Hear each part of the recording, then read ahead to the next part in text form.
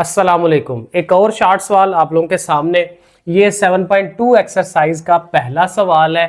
उर्दू में हम कहते हैं हथ की ढलवान और झुकाव, और इंग्लिश में कहते हैं स्लोप एंड इंक्लिनेशन।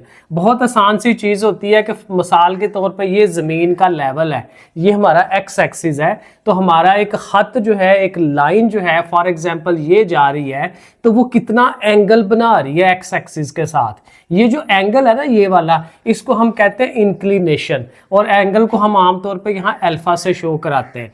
और एक उसकी स्लोप होती है कि उसका झुकाव कितना है। तो बहरहाल ये दो चीज़ें हम मालूम करते हैं। अगेन बहुत आसान काम है।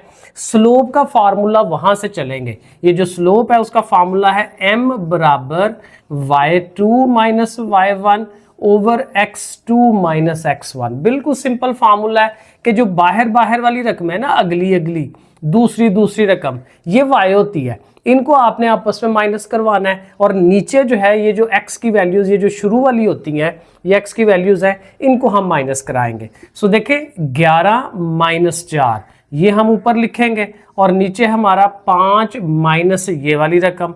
अब 5 माइनस ये करेंगे तो इसके साथ अपना भी माइनस है, तो चले डायरेक्ट कर लेते हैं कि वहाँ पे प्लस कर देते हैं। दो माइनस प्लस हो जाते हैं। अब 11 में से 4 निकालें, ये बनेगा 7, और नीचे भी देखें 5 और 2 मिलके 7 बन रहा है। तो m बराबर 7 से 7 कट जाएगा, m इज इक्वल टू 1। ये हमारी स्लोप आ जाती है, जिसको हम ढलवान कहते हैं। अब यहीं से अगर तो इतना पूछे ओके है, लेकिन अगर उसने हाथ की ढलवान या इंक्लिनेशन पूछी हुई है, जो कि जाविया एंगल अल्फा हमारा होता है, उसका फार्मूला होता है कि ये जो m है ना, ये बराबर होता है tan अल्फा के।